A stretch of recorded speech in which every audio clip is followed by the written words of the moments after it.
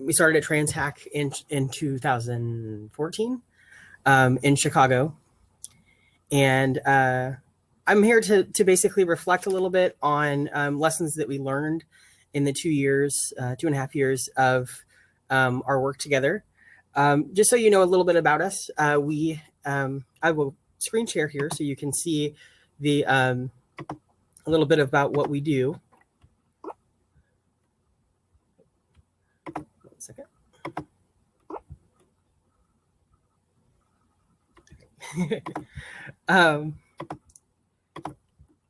So if you see here, we actually run a website, again, known as Rad Remedy, but we are a little bit like Yelp in that we have the ability for people to search and pursue care in terms of whatever it is that they're looking for. We are collectively operated and remotely operated, and we are from all across the country. And one of the things that we are looking to do is to basically continue this.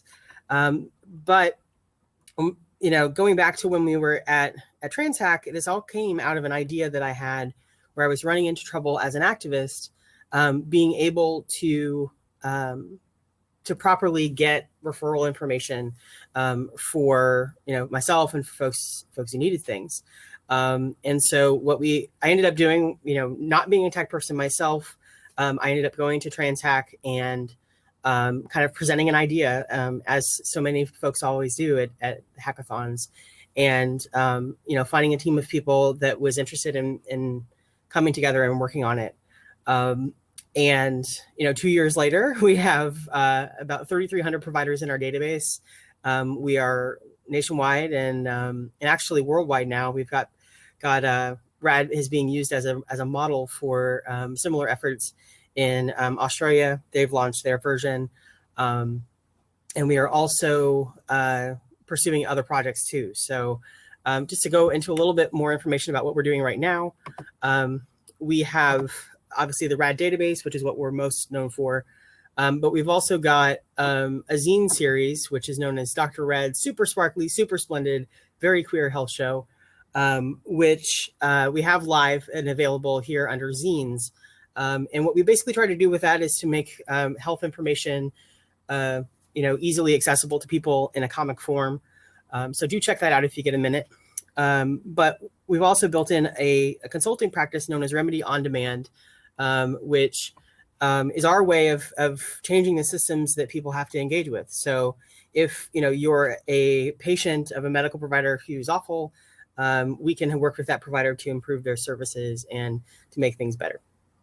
So to go into a little bit more information about what we've learned from this experience, we, as I mentioned, we're collectively operated, and the terms of coming on board with us at Rad are very simple, in that we ask everybody who comes on board 3 questions.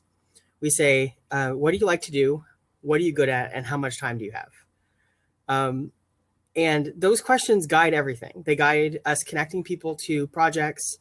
They guide people finding their little section of the business that speaks to their heart and speaks to their interests and availabilities. So in that aspect, that's actually the only reason that I am the executive director, is that I am on a team of introverts. And when we asked the question, who can talk to people, nobody was willing.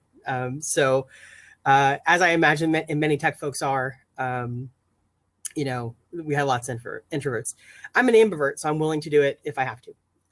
But we match people to projects using those questions. And as a part of that, we feel that anything is possible if you have the right people on it, and that the resources can come if you have the right people to help you get resources. The infrastructure can come if you create the infrastructure with the right people. And that ultimately you set the course. So we determined initially that we were going to be focusing on a specific set of populations. So we focus on trans, gender nonconforming, intersex, and queer people. A lot of folks, the sort of mainstream discourse is about LGBT people. And we actually created our own acronym because we felt like it was important to focus on people who would be even marginalized in LGBT environments. So we created our own thing. And the same thing can happen for any other project. Like we decided that it was important, not just that it was important for a provider to be friendly, but that it was important for a provider to be competent. And so what we have said is, we're moving toward a situation in which providers can identify the training or the webinars that they have created, have taught, or have taken as a visitor. And if they can provide evidence of those things, we will indicate that status in our database as RAD certified. So the idea is that if somebody, like let's say you're in Chicago or you're in Portland, and you're looking for a therapist, you can identify the therapists not only that who've been listed as friendly, because most of our folks are listed as friendly, but you can also identify those that have taken training that is specific to the populations that we serve. So what we like to focus on with RAD is to basically put some accountability for providers.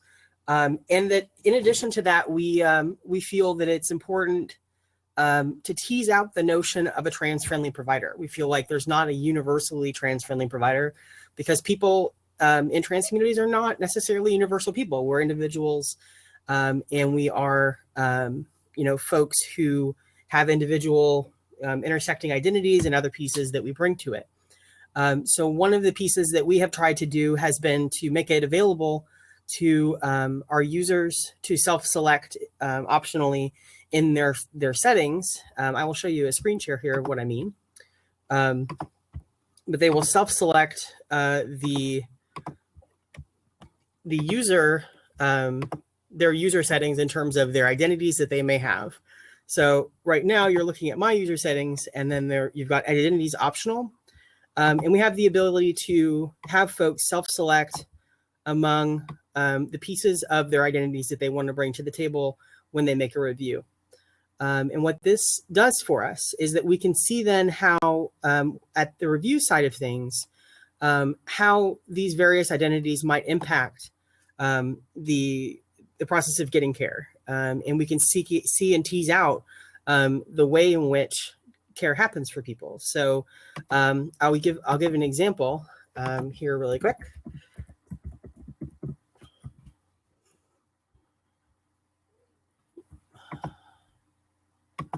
One second.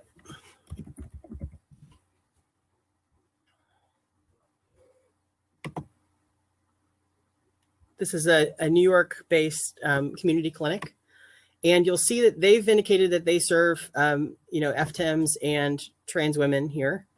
And what we have here is we've got aggregated ratings overall for them, what the community in general has said, and then it breaks down among the different identities that these folks who've reviewed them have held.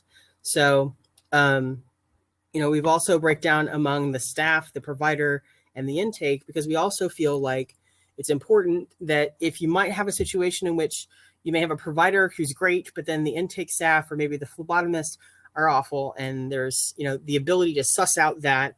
And then we can also work with providers to improve those things. So we can say, we've had continual mention of this particular intake provider. You might want to get some training with her or him to, to revise those things and fix them. You might see here too, we've got, adults indicating this is one person has indicated that they're an adult, and that impacts the review as well.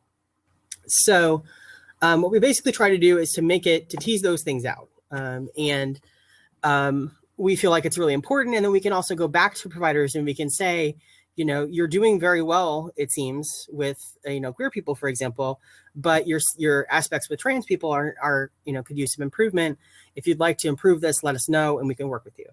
And that's helped thus far to really make the community experience of healthcare tied to the improvement of the care that they receive. So we hope that makes things better. Other pieces of lessons that we've learned is the idea of being adaptable and seizing internal and external opportunities as they arise. One of the pieces that this comes to mind for us is that we had, I'm not sure if you all are familiar, but we had a rule called Section 1557, which made it legal for folks to have blanket exclusions against trans people. And so what we did was, as a health organization and someone who's concerned with community health, we provided some information about that and did a Q&A about what that means for us as a community. And if you're looking for that information, we do have it available here on Rad Remedy /news. And we basically responded like this was a sort of emerging piece of legislation that came through. And we as an organization felt it was important to respond to the opportunity that we were given to both talk to our community about it and then also talk, hopefully through our consulting practice, to providers about what Section 1557 means for them and how we as an organization can help them live that out and do that in a good way. So that's what we've been trying to do as well.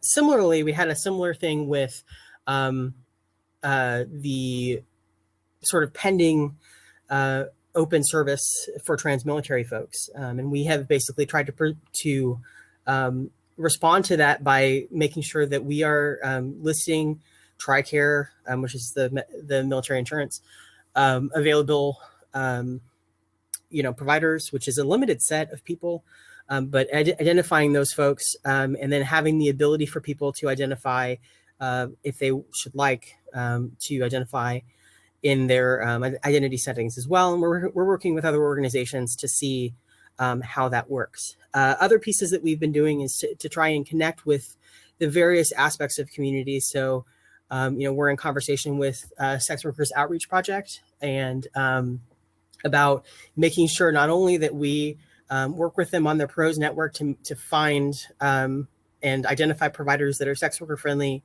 but also sex worker knowledgeable.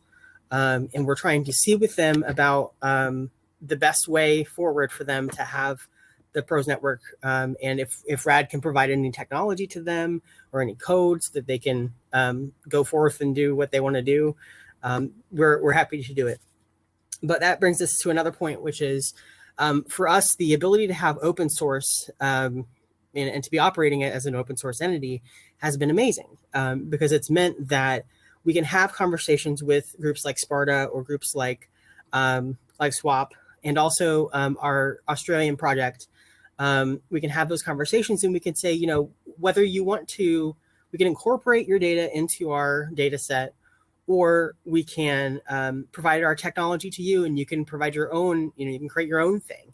But really what we're hoping to do is to integrate as much data as possible so that there's one place that people go instead of 15 or however many. And that people can feel like they can show up with all of the identities that they hold, but show up at one place instead of having to go to 15 different places to find providers who serve various parts of themselves identity-wise. So we're trying to do that. And thus far, it's working out pretty well. Other pieces, we make an effort to support our people as people. So that means sometimes that we have to adapt for people's self-care. We have to give them sabbaticals at times. And this is an all-volunteer organization with the exception of one part-time contractor that we have. So we support people as people and we try to work with them when life gets in the way. We have Cards Against Humanity as our sort of bonding experience, and we do it online as a means of sort of community building amongst our team. And the other piece of it is that, we try to use technology as best we can. So we use tools like Slack and Asana, Google Hangouts every week to make sure that we have connection with each other as people and also for the work that we do. So that works out really well.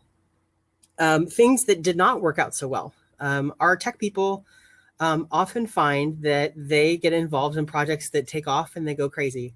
They're non-RAD related tech projects. And so then their time is spent kind of pulled away on those projects. One of our tech folk tech people got invited to the White House actually for a project that she did in the Seattle area on paratransit for folks who use paratransit services, and being able to make sure that public transit can be friendly for folks in wheelchairs. And so, what we try to do is basically work with the folks as best we can. And, if they can come back, that's great. If not, we wish them well, and we also work with them to see about transitions, and also if there are ways in the future that they can contribute that are maybe a little bit less intensive. That's fine too. Because we're an all volunteer organization, we literally all the grant money that we get, with the exception of our one part-time contractor, all goes towards this mission. So it means that our technology is through that. Our hosting services are through that. We operate via GitHub, which I will show you really quick, which is this GitHub right here. If folks are interested in contributing, that's absolutely cool to do. We have some stated intention around next steps and what we might, if there are plots for the future about our goals. Those are in there about projects that are or tasks that are hanging out there. So feel free to contribute if you'd like to. But the other part of this is that as many organizations or projects that come out of TransHack, TransHack is has been amazing in our lives, and then has also been kind of transformational for people in the sense of tech people not being tech people, and then they kind of show up at it, So I actually had the occasion of being invited to go to the White House and represent RAD at the LGBT health, I don't know, it was LGBT Technology and Innovation Summit. And as a non-tech person, being in a room with some of the brightest minds in technology, the LGBT tech world especially, was an amazing thing. And this experience of heading RAD has taken me to places that I never thought it would, and has been kind of a game changer for me. And so what I'm hoping to do is to take it to the next level and to keep at it. And hopefully, not only will we support the community, but we will also, be around and available for people.